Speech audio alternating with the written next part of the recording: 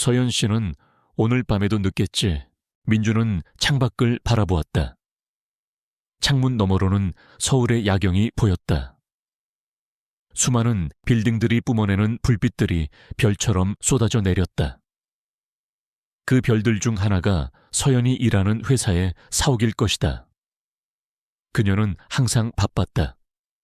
아니, 그녀는 항상 바쁘다는 핑계로 그를 피했다. 그들의 결혼은 사랑으로 시작된 것이 아니었다. 사업상 필요에 의해 혹은 가문의 명예를 위해 맺어진 일종의 계약이었다. 서연은 그를 존중했지만 그에게 감정적인 교류를 허락하지는 않았다. 그녀의 눈빛은 항상 차갑고 멀었다. 마치 유리로 된 벽 너머에서 그를 바라보는 것처럼 민주는 자신을 그저 이서연의 남편이라는 꼬리표를 단 채로 이 저택에 얹혀 사는 사람이라고 생각했다. 장인어른 이태원은 늘 그를 무시했다. 저 녀석은 재산을 보고 우리 집안에 들어왔을 뿐이야. 라는 말을 대놓고 하지는 않았지만 그의 행동과 눈빛이 그 말을 대신했다. 처남 이지우는 더욱 노골적이었다. 그는 민준을 만나면 비웃는 표정을 숨기지 않았고 종종 그를 향해 형님은 취미가 뭡니까? 집에서 빈둥거리는 것도 일종의 취미인가요? 같은 조롱 섞인 말을 던졌다. 민주는 그런 조롱에 익숙해져 있었다. 그는 그저 고개를 숙이고 조용히 웃는 법을 배웠다. 반박하거나 화를 내는 것은 상황을 더 악화시킬 뿐이었다. 그는 세상 사람들의 기준에서 보면 아무것도 가진 것이 없는 사람이었다. 명문대 졸업장도 번듯한 직장도 거창한 재능도 없었다. 이 모든 것은 그의 신분을 철저히 숨기기 위한 위장이었다. 그의 진짜 모습은 이 화려한 저택과 완전히 동떨어진 세상과는 격리된 존재였다. 식사를 마친 후 민주는 텅 빈 거실 소파에 앉았다. 텔레비전을 켜보았지만 아무것도 눈에 들어오지 않았다. 그는 문득 답답함을 느꼈다. 이 모든 호화로움이 그를 숨 막히게 했다. 그는 조용히 일어나 얇은 재킷을 걸치고 저택 뒷문으로 나섰다. 어둠이 짙게 깔린 정원을 지나 철문을 열고 밖으로 나갔다. 그가 향한 곳은 저택 뒤편에 숨겨진 작은 공원이었다. 아무도 찾지 않는 그곳은 그에게 유일한 안식처였다. 가로등 불빛이 희미하게 비추는 산책로를 따라 걷던 민주는 덤불 속에서 미세한 소리를 들었다. 그는 발걸음을 멈추고 귀를 기울였다. 낑낑 나지막한 울음소리였다. 그는 조심스럽게 덤불을 헤치고 들어가 보았다. 어둠 속에 작은 몸집이 웅크리고 있었다. 새끼 강아지였다. 앞다리 한쪽이 피를 흘리고 있었다. 상처가 깊어 보였다. 민주는 순간 가슴이 뭉클했다. 그는 조심스럽게 강아지에게 다가갔다. 강아지는 경계하며 그르렁거렸다. 괜찮아, 괜찮아. 내가 해치지 않아. 민주는 아주 부드러운 목소리로 속삭이며 강아지에게 손을 내밀었다. 강아지는 그의 손을 냄새 맡더니 이내 경계를 풀고 그의 손바닥을 핥았다. 그는 조심스럽게 강아지를 안아 올렸다. 몸이 따뜻하고 가벼웠다. 그는 주머니에서 손수건을 꺼냈다. 이 손수건은 서연이 결혼 초기에 선물해준 유일한 물건이었다. 하얀 천에 서연이 직접 수놓은 작은 이니셜이 박혀 있었다. 그는 잠시 망설였지만 이내 손수건을 찢어 강아지의 상처를 지혈하고 묶어주었다. 강아지는 고통스러워하면서도 낑낑거리는 소리를 내며 그의 품에 파고들었다. 상처를 응급처치하며 그는 문득 자신의 손에 끼워진 낡은 옥반지를 느꼈다. 세월의 흔적이 고스란히 박힌 푸른빛이 은은하게 감도는 반지였다. 그는 이 반지를 어린 시절부터 늘 끼고 있었다. 손수건으로 강아지의 다리를 묶던 그의 손가락이 옥반지를 스치자 그는 순간 미세한 전류가 흐르는 듯한 감각을 느꼈다. 따뜻하고 강력한 익숙한 기운이었다. 그 기운은 강아지의 상처 부위로 흘러 들어가는 듯했다. 놀랍게도 강아지는 통증이 줄어들었는지 편안한 숨을 내쉬며 민준의 품에 더 깊이 안겼다. 민준은 재빨리 손을 떼었다. 그는 자신의 능력을 억누르는 데 익숙했다.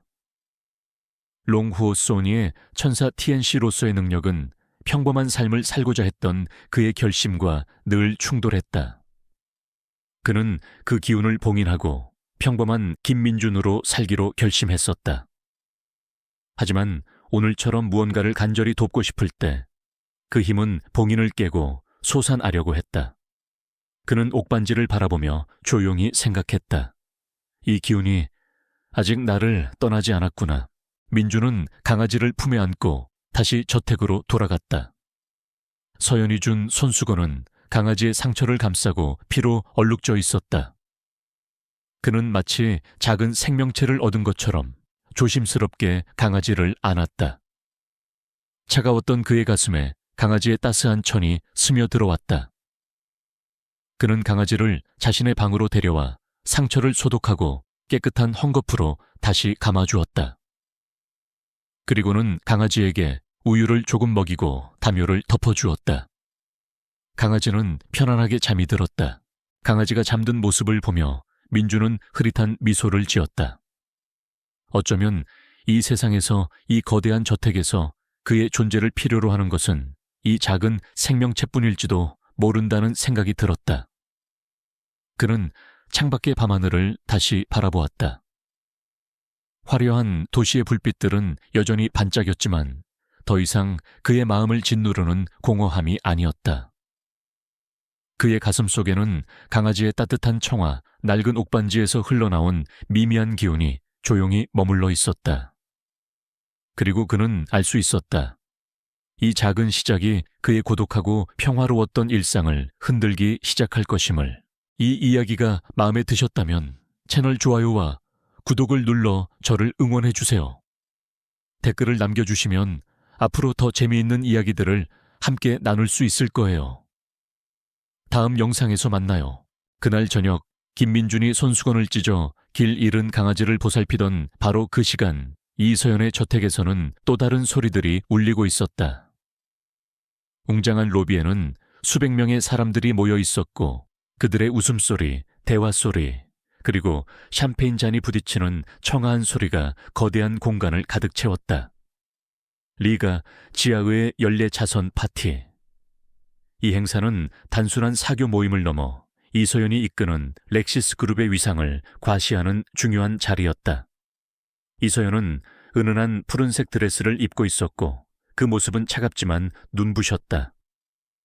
그녀의 표정은 완벽한 미소를 띠고 있었지만 민준의 부재는 그녀의 마음 한구석에 미세한 균열을 만들고 있었다. 민준 씨는 대체 어디에 있는 거지? 그녀는 파티장을 둘러보며 끊임없이 민준을 찾았다. 그녀의 아버지인 이태호 회장과 남동생인 이지훈 이사는 그녀의 옆에서 귀빈들과 인사를 나누며 그녀의 행동을 못마땅하게 지켜보고 있었다. 서연아, 지금은 중요한 손님들이 오셨을 때다. 쓸데없는 생각을 하지 말고. 이태호 회장이 낮은 목소리로 훈계했다.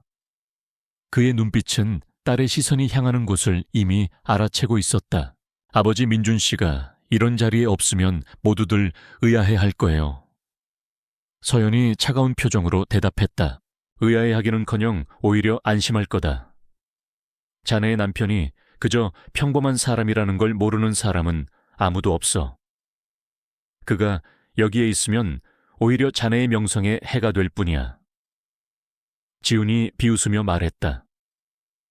그의 말은 날카로운 비수처럼 서연의 가슴을 찔렀다. 서연은 아무 대답도 하지 않았다. 그녀는 민준을 사랑해서 결혼한 것은 아니었지만 그가 가족에게 받는 모욕을 보면서 늘 마음이 불편했다.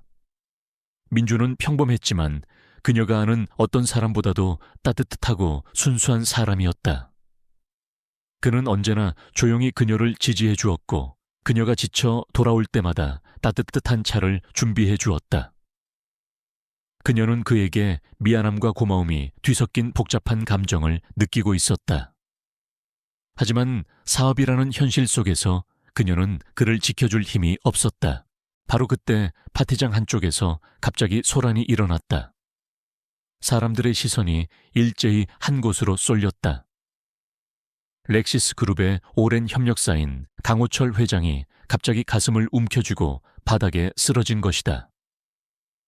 그의 얼굴은 새하얗게 질려 있었고 숨을 제대로 쉬지 못하고 있었다.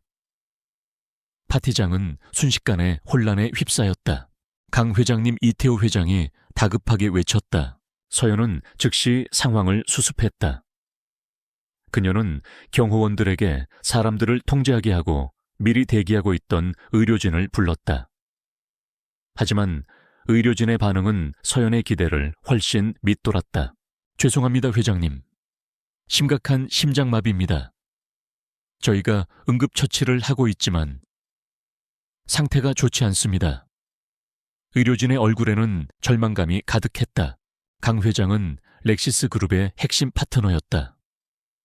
그의 죽음은 그룹의 막대한 손실을 가져올 뿐만 아니라 렉시스 그룹의 안정성에 대한 의문을 불러일으킬 수 있는 중대한 위기였다. 서연의 얼굴이 하얗게 질렸다. 그녀는 아버지와 남동생을 바라보았다. 이태호 회장은 안절부절 못하고 있었고 지우는 당황한 표정을 감추지 못하고 있었다. 그때 저택의 뒷문이 조용히 열리고 김민준이 들어섰다. 그는 젖은 손수건으로 손을 닦고 있었다. 그는 파티장의 소란을 보고 무슨 일이 벌어졌는지 직감했다. 사람들의 시선이 그에게 향했다. 낡은 재킷 차림의 그를 보고 모두들 수군거렸다. 저 사람이 왜 이제야 나타난 거야? 아무리 그래도 파티에 저런 차림으로 오다니. 지우는 그를 향해 달려가려 했지만 서연이 그를 막았다. 서연은 민준의 시선과 마주쳤다. 그녀의 눈에는 절망과 함께 알 수 없는 기대감이 엿보였다. 민준은 그녀의 눈빛을 읽었다. 그는 자신의 능력을 드러내고 싶지 않았다. 지난밤 강아지를 치료하면서 미세하게 봉인이 흔들린 것을 느꼈지만 다시 평화로운 일상으로 돌아가고 싶었다. 하지만 그는 강 회장의 고통스러운 숨소리를 들었다. 그리고 서연의 절망적인 표정을 보았다. 만약 내가 나서지 않으면 서연 씨가 힘들어질 거야. 그의 마음속에서 봉인된 힘이 다시 한번 요동치기 시작했다. 고요히 잠들어 있던 천사의 본능이 깨어났다. 민주는 천천히 강 회장에게 다가갔다. 지훈이 그를 가로막았다. 형님, 대체 뭘 하려는 겁니까?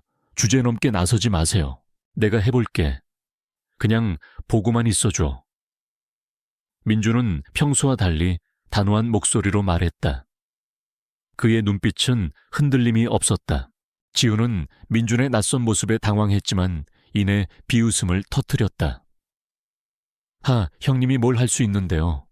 평생 집에서 빈둥거리기만 하던 사람이 이때 이태호 회장이 민준에게 싸늘하게 말했다. 강 회장님이 잘못되시면 자네는 이 집에서 나가게 될 걸세. 이혼 서류도 준비해야 할 것이고. 감당할 수 있겠나. 이것은 협박이자 민준에게 던지는 마지막 경고였다. 이 말을 들은 민준은 잠시 멈칫했지만 이내 다시 강 회장에게 향했다. 그는 돌아갈 수 없었다. 이태호 회장의 말은 그에게 더 이상 평범한 삶으로의 복귀를 허락하지 않는다는 뜻이었다. 그는 지금 이 순간 자신의 정체를 드러내고 서연을 지켜야 했다. 그는 강 회장의 옆에 무릎을 꿇고 앉았다. 그의 손이 강 회장의 손목에 닿았다. 차가운 기운이 손끝을 타고 올라왔다. 그의 몸속에 잠들어 있던 기운이 빠르게 봉인을 깨고 흘러나왔다. 그는 강 회장의 맥을 짚으며 심각한 상황을 파악했다. 심장 주변의 기운이 완전히 막혀 있었다. 파티장의 모든 시선이 민준에게 쏠렸다. 그를 비웃던 지훈과 이태호 회장의 얼굴에는 의심과 불안감이 교차했다. 서연은 멀리서 그를 바라보며 조용히 기도를 하고 있었다. 민준은 천천히 손을 뻗어 강 회장의 가슴에 가져갔다. 그의 손에서 뿜어져 나오는 미세한 기운이 강 회장의 몸속으로 스며들었다. 파티장의 소음이 잦아들고 오직 민준의 깊은 숨소리만이 들려왔다. 이제 그의 숨겨왔던 재능이 세상에 드러날 순간이 다가오고 있었다. 파티장은 정적에 휩싸였다. 수많은 사람들의 눈이 김민준에게 고정되었다. 그들의 눈에는 의심, 호기심, 그리고 조롱이 뒤섞여 있었다. 민준은 강 회장의 가슴 위에 손을 올린 채 깊은 숨을 내쉬었다. 그의 손에서 뿜어져 나오는 따뜻한 기운이 강 회장의 차가운 몸속으로 서서히 스며들기 시작했다. 이는 단순히 혈액순환을 돕는 물리적 행위가 아니었다. 그것은 용호산 천사만이 사용할 수 있는 천기회복술 TN치 후이푸슈, 즉 기치를 운용하여 생체 에너지를 복원하는 고대의 비법이었다. 이 기술은 인간의 눈으로는 볼 수 없었지만 주변의 공기는 미묘하게 따뜻해지고 민준의 손목에 있는 낡은 옥반지는 희미한 푸른빛을 발하고 있었다. 그 순간 강 회장의 옆에 무릎을 꿇고 있던 한 노이사가 숨을 멈췄다. 박태수 박사. 그는 현대의학계의 권위자였지만 젊은 시절 한의학에도 조예가 깊었던 인물이었다. 그는 민준의 손끝에서 느껴지는 미약한 기운을 감지하고 있었다. 그 기운은 보통의 한의사가 사용하는 기와는 차원이 달랐다. 생명의 근원을 되살리는 듯한 맑고 강력한 기운이었다. 박 박사는 눈을 가늘게 뜨고 민준을 관찰했다. 그의 얼굴에는 혼란과 경이로움이 교차했다. 저것은 전설로만 듣던 천사의 기퀴가 아닌가. 박 박사는 속으로 중얼거렸다. 그의 눈에는 민준의 움직임 하나하나가 마치 정교한 무술가의 동작처럼 보였다. 민준은 강 회장의 가슴과 손목을 번갈아 짚으며 막힌 혈자리를 뚫고 생체 에너지를 불어넣었다. 그는 지금 자신의 모든 것을 쏟아붓고 있었다. 평범한 삶을 위해 봉인했던 힘을 해제하고 오직 한 사람을 살리기 위해 모든 것을 걸고 있었다. 그의 등 뒤에서는 이지훈의 목소리가 들려왔다. 저게 대체 무슨 쇼입니까? 저런 미신적인 행위로 사람이 살아날 리가 없어요.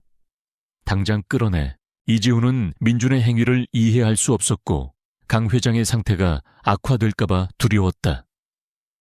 그의 마음속에는 민준에 대한 뿌리 깊은 멸시와 자신의 위치를 빼앗길지도 모른다는 막연한 불안감이 뒤섞여 있었다.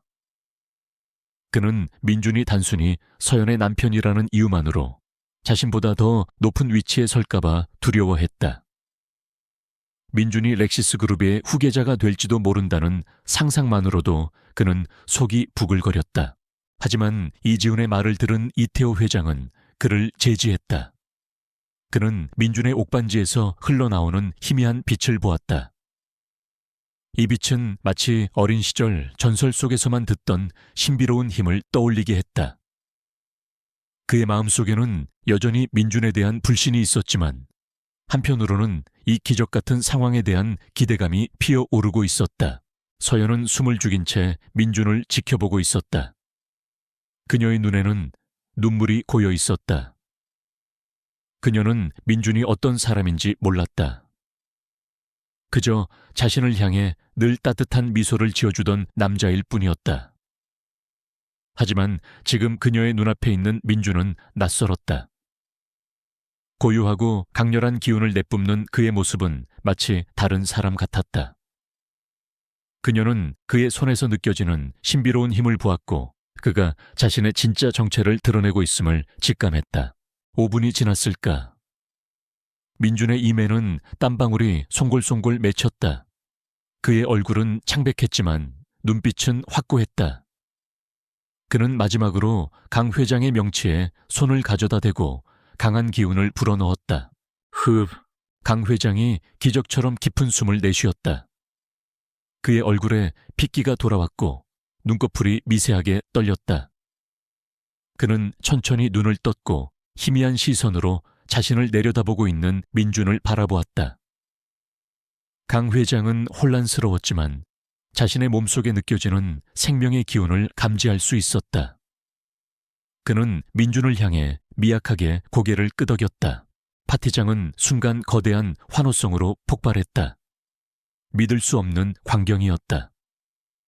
그를 비웃던 사람들은 경악을 금치 못했고 서연은 안도의 눈물을 흘리며 민준을 향해 다가갔다.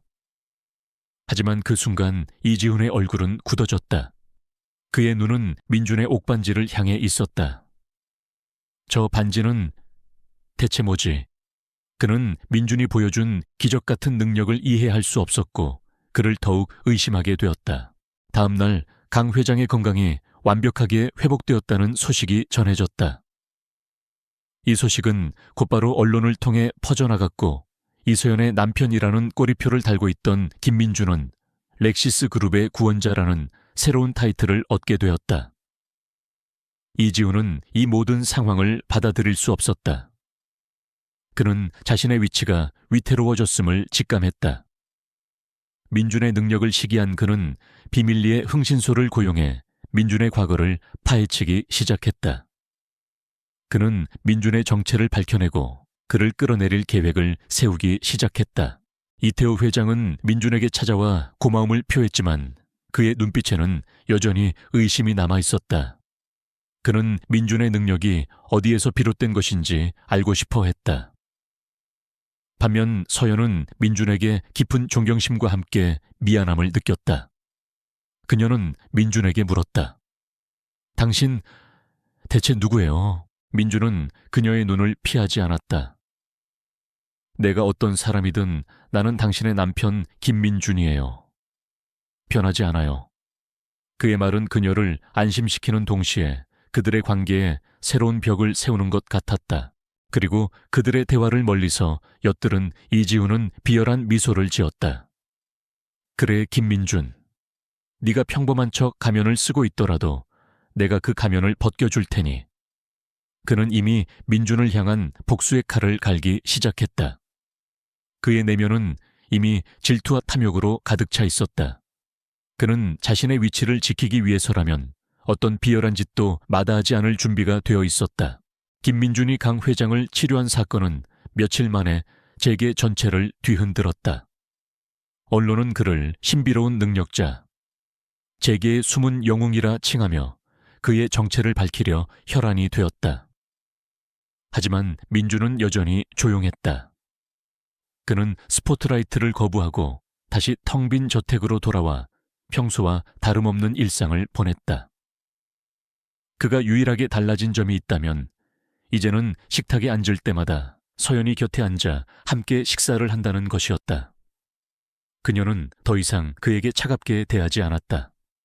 그녀의 눈빛에는 복잡한 감정들이 얽혀 있었다.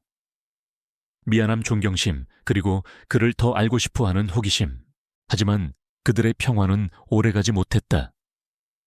이지훈은 민준의 존재를 도저히 용납할 수 없었다. 그가 자신의 옆에서 빛을 발하는 것 자체가 이지훈의 자존심을 짓밟는 일이었다. 그는 민준의 과거를 캐내기 위해 고용한 흥신소로부터 한 장의 서류를 받았다. 거기에는 민준이 용호산이라는 외진 산속 암자에서 자랐다는 사실과 그곳의 오래된 역사, 그리고 전해져 내려오는 천사의 전설이 담겨 있었다. 이지훈은 이 정보를 들고 아버지 이태호 회장에게 달려갔다. 아버지 보세요. 이 자식은 사기꾼입니다. 무슨 용호산의 천사라니요. 이런 미신을 가지고 우리 집안을 농락하고 있는 거라고요. 이태호 회장은 서류를 꼼꼼히 읽어보았다. 그의 얼굴에는 불안감이 스쳐 지나갔다. 하지만 강 회장님이 살아난 건 사실이지 않느냐. 그건 우연일 수도 있고 아니면 다른 수작을 부린 걸 수도 있습니다. 이런 미신을 믿었다가 우리 렉시스 그룹이 사이비 종교 집단이라는 오명을 쓰게 되면 어떻게 하시겠습니까? 지훈의 논리는 꽤나 그럴듯했다. 이태호 회장은 결국 지훈의 말에 설득당했다. 그들에게는 눈에 보이지 않는 힘보다 눈에 보이는 명성과 권력이 더 중요했기 때문이다. 그들은 민준을 무너뜨릴 계획을 세웠다. 이지훈은 민준의 능력이 진정한 의학적 기술인지 아니면 단순한 미신인지 공개적으로 증명하자고 제안했다. 그리고 그 무대로 한 병원 세미나를 택했다. 그 병원은 렉시스 그룹이 후원하는 곳이었고 이지훈은 그곳의 원장과 긴밀한 관계를 맺고 있었다. 이지훈은 민준을 찾아가 싸늘한 미소를 지으며 말했다. 형님의 능력이 그렇게 대단하다면 공개적인 자리에서 한 번 더 보여주시죠. 이왕이면 모두가 인정하는 곳에서. 저희 그룹이 후원하는 병원에서 말입니다. 민준은 이지훈의 속셈을 꿰뚫어 보았다. 그는 이 자리가 자신을 시험하고 실패할 경우 완전히 매장하기 위한 함정임을 직감했다.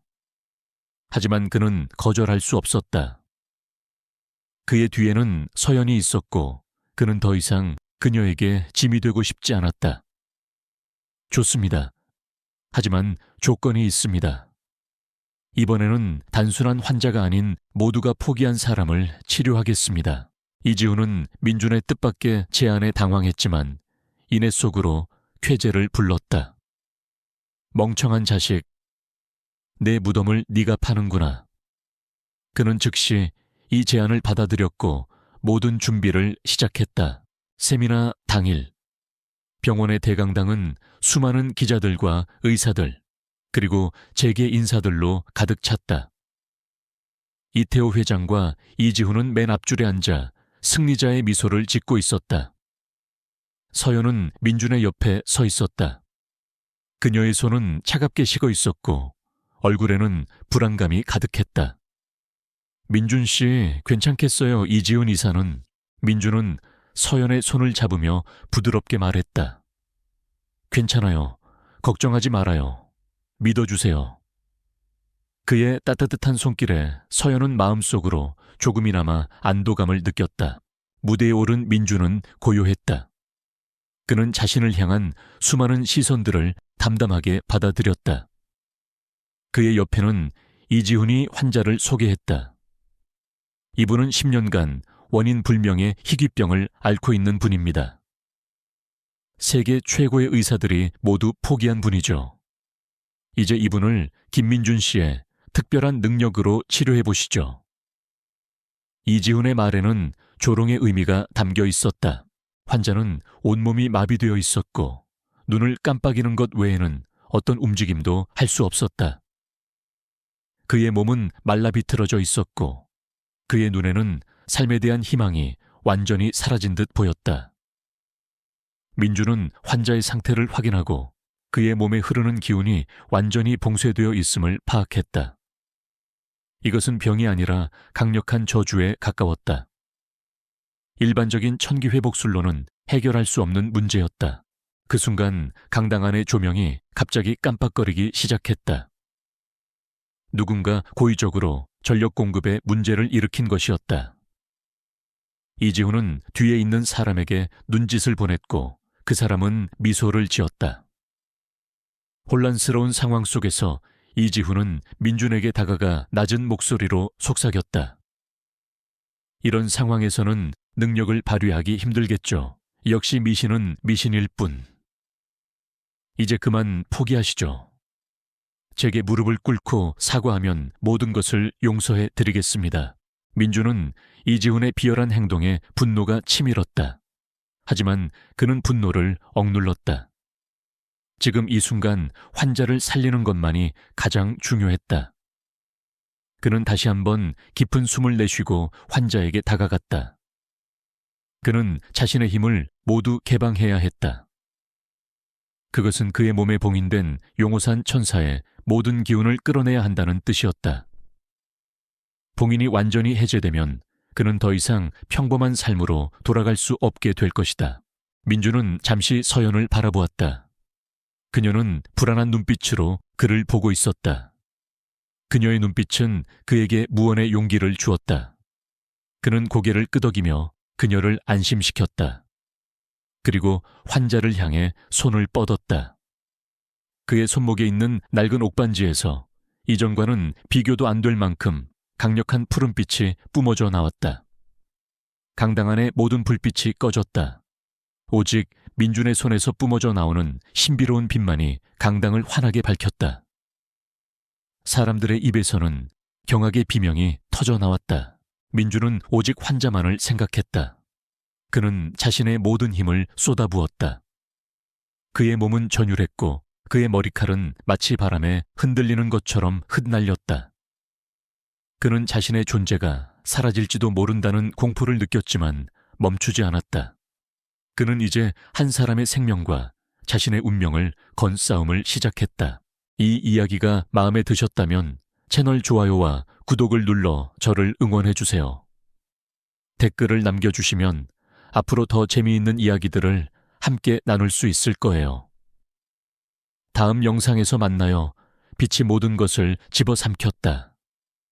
병원 대강당의 모든 조명이 꺼지고 오직 김민준의 몸에서 뿜어져 나오는 신비로운 푸른빛만이 공간을 가득 채웠다.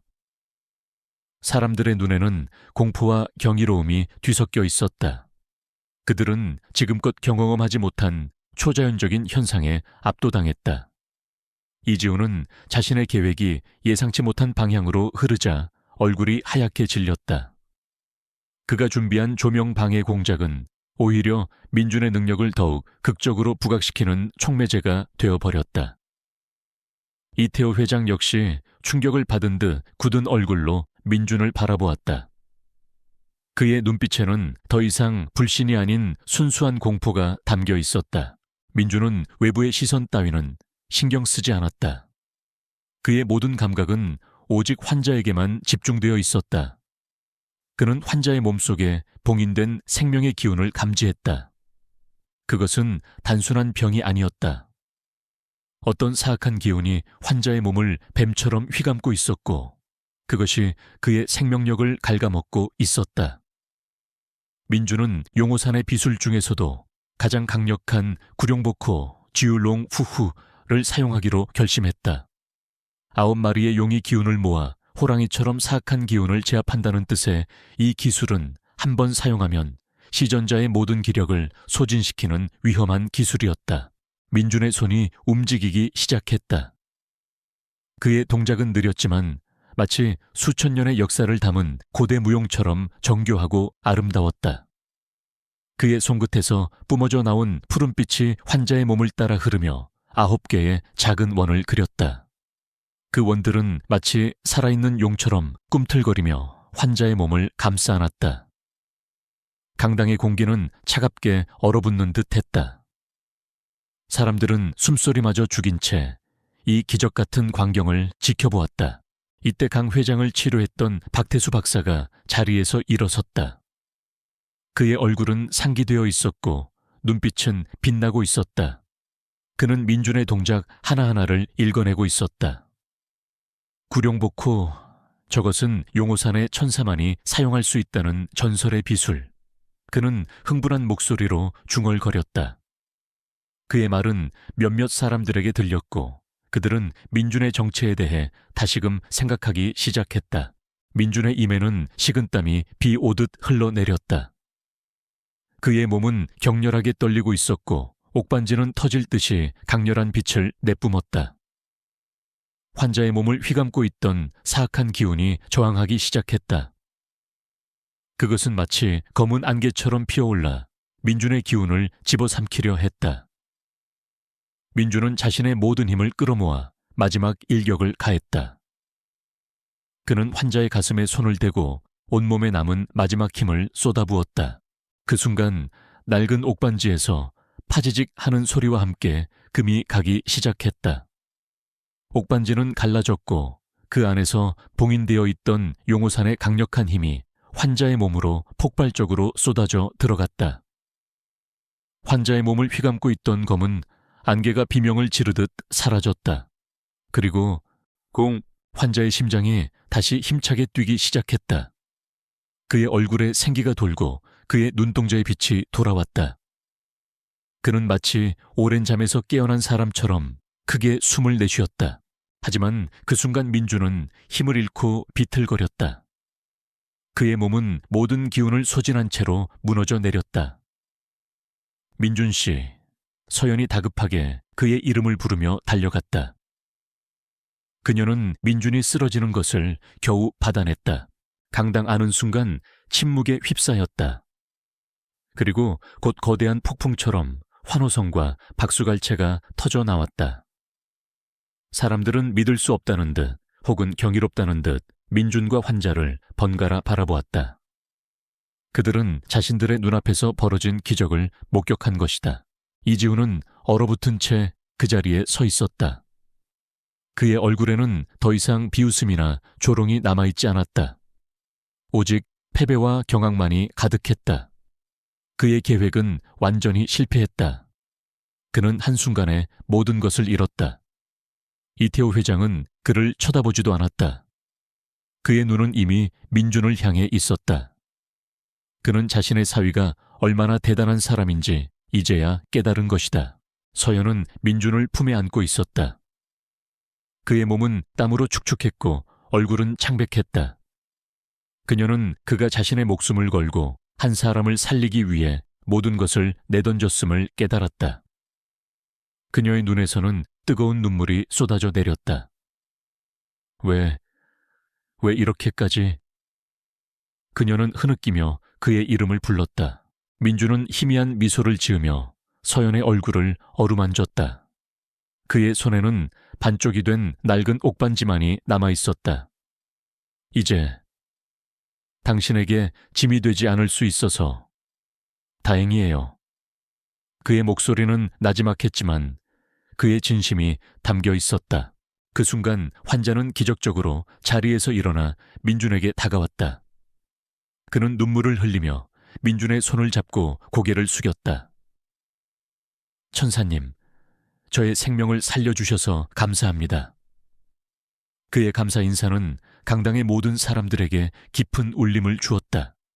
민준은 이제 이서연의 남편이 아니었다. 그는 모두에게 인정받는 진정한 영웅이 된 것이다. 그의 오랜 고독과 인내의 시간이 마침내 빛을 발하는 순간이었다. 김민준이 정신을 차렸을 때 그는 병원 VIP 병실의 침대에 누워 있었다. 창밖으로는 따뜻한 햇살이 쏟아져 들어왔고 옆에는 서연이 조용히 그의 손을 잡고 잠들어 있었다. 그녀의 눈가에는 여전히 눈물의 흔적이 남아 있었다. 민준은 가만히 그녀의 얼굴을 바라보았다. 그녀의 차갑던 가면이 사라진 자리에 진심으로 그를 걱정하고 사랑하는 여인의 모습이 보였다. 그의 마음속에 따뜻한 감정이 밀려왔다. 그는 그녀의 손을 꼭 잡았다.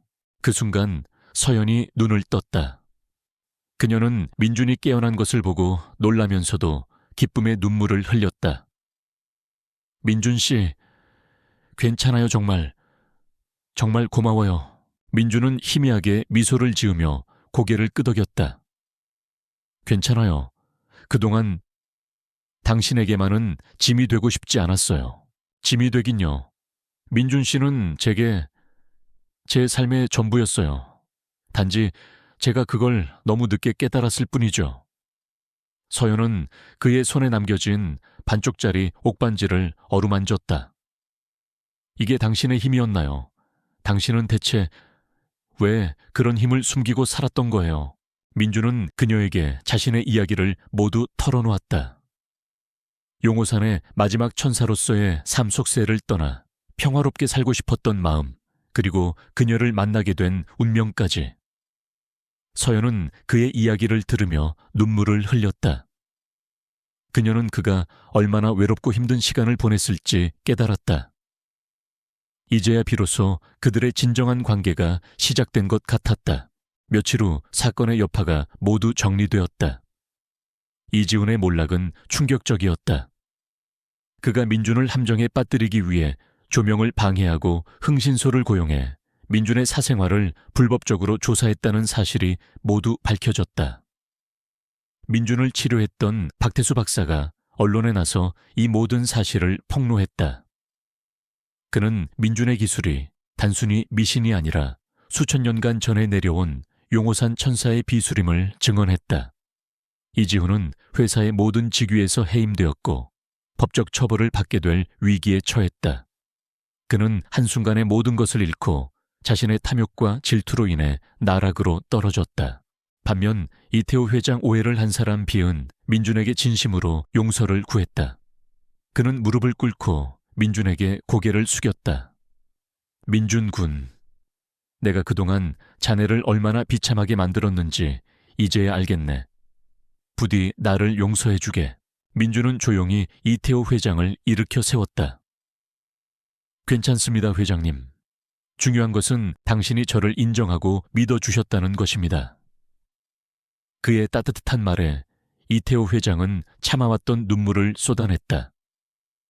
그는 이제 민준을 단순한 사위가 아닌 진정으로 존경하는 사람으로 대하게 되었다. 그 후 민준은 새로운 기회를 얻게 되었다. 강 회장을 치료한 공로로 그는 렉시스 그룹의 비영리 재단인 선한마음 재단의 이사직을 제안받았다. 이 자리는 단순한 직책이 아니었다. 그것은 민준의 재능을 세상의 어려운 사람들을 위해 사용할 수 있는 의미 있는 기회였다. 민준은 서연과 함께 재단을 운영하며 자신의 능력을 세상에 이롭게 쓰기로 결심했다. 어느 날 저녁 민준과 서연은 함께 저택의 정원을 거닐고 있었다. 그들의 손은 따뜻하게 맞잡고 있었다. 이제야 우리 관계가 진짜 부부 같네요. 서연이 미소 지으며 말했다. 그러게요. 많은 우여곡절이 있었지만 결국 이렇게 되었네요. 민준도 그녀의 손을 더욱 따뜻하게 잡았다. 서연은 잠시 멈춰서서 민준을 바라보았다. 고마워요, 민준 씨. 제게 당신이라는 사람이 있어줘서 정말 고마워요. 민준은 그녀의 이마에 입을 맞추었다. 그의 마음속에는 더 이상 고독이나 외로움이 없었다. 그녀와 함께하는 새로운 삶의 시작, 그리고 자신의 능력을 통해 세상을 돕는다는 사명감. 그 모든 것이 그의 마음을 가득 채우고 있었다. 그들은 함께 미래를 꿈꾸며 따뜻한 눈빛으로 서로를 바라보았다. 그들의 삶에는 새로운 평화가 찾아왔다. 이것은 단순한 해피엔딩이 아니라 두 사람이 함께 만들어 나갈 더 아름다운 이야기의 시작이었다. 수년의 세월이 흘렀다. 이서연의 저택은 예전과 다름없이 웅장했지만 이제는 텅 빈 공허함 대신 따뜻한 활기로 가득 차 있었다. 거대한 식탁에는 더 이상 민준 혼자 앉아 있지 않았다. 민준과 서연, 그리고 그들이 입양한 두 아이의 웃음소리가 식탁을 가득 채웠다. 아이들은 민준을 아빠라고 부르며 따랐고 서연은 그들을 보며 행복한 미소를 감추지 못했다.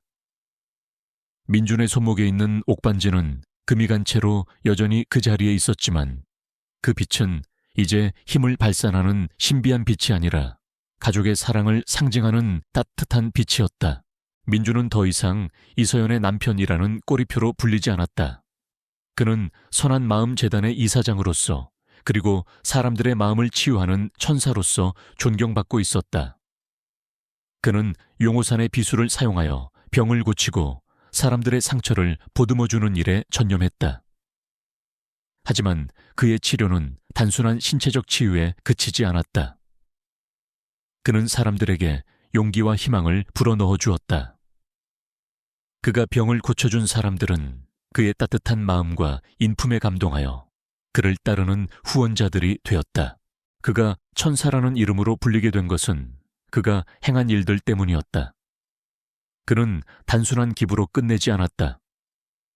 그는 직접 전국 방방곡곡을 다니며 도움이 필요한 사람들을 찾아다녔다. 그는 의료 혜택을 받지 못하는 시골 마을을 찾아가 병을 고쳐주었고 가난한 아이들을 위해 학교를 세워주었다. 그의 행동은 마치 세상의 어둠을 밝히는 한 줄기 빛과도 같았다. 어느 맑은 오후 민준은 서연과 함께 한적한 시골 마을에 서 있었다.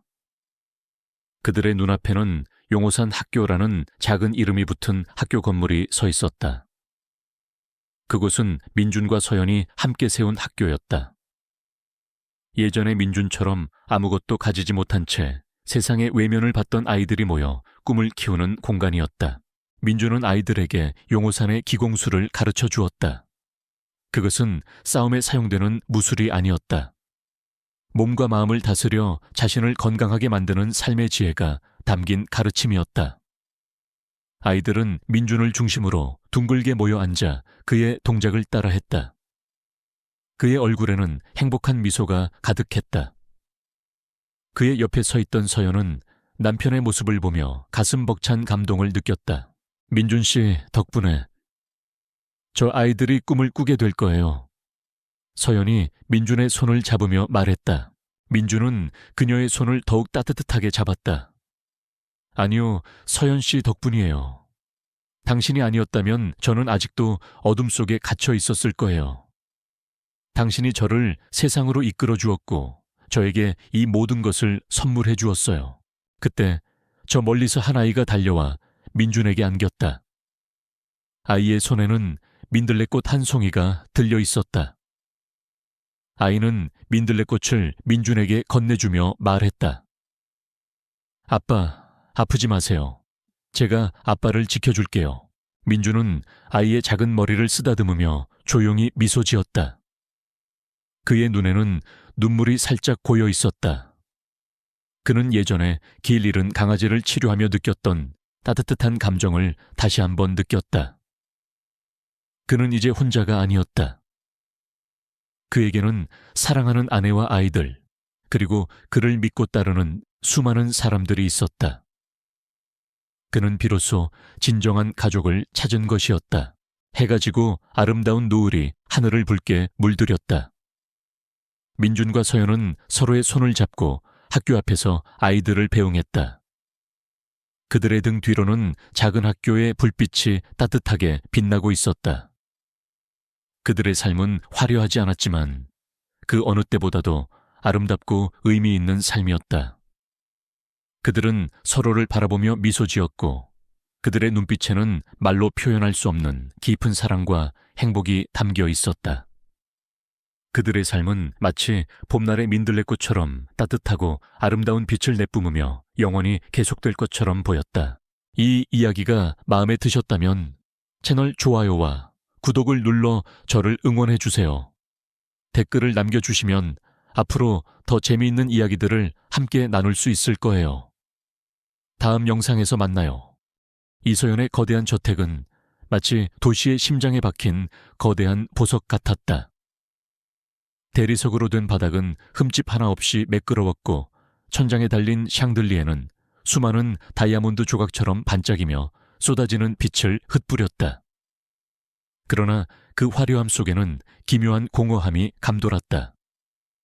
오후 8시, 저녁 식사 시간이었다. 20인용 식탁의 정중앙에 앉아있는 김민준의 앞에는 딱 한 사람분의 식사가 놓여 있었다. 뚜껑이 덮인 은쟁반 반짝이는 은식기 그리고 와인 한 잔. 모든 것이 완벽했지만 식탁 위를 맴도는 것은 차가운 공기뿐이었다. 그는 조용히 쟁반 뚜껑을 열었다. 냄새가 났다. 아주 미세하게 식어버린 스테이크 냄새. 서빙하는 아주머니가 식기 전에 드시라 말했지만 그는 시계 초침 소리가 몇 번을 째까기는 소리를 들은 후에야 포크를 들었다. 그는 배가 고프지 않았다. 아니, 배가 고팠지만 식욕이 없었다. 그에게 식사는 영양분을 섭취하는 행위일 뿐 즐거움이나 위안을 주는 시간이 아니었다.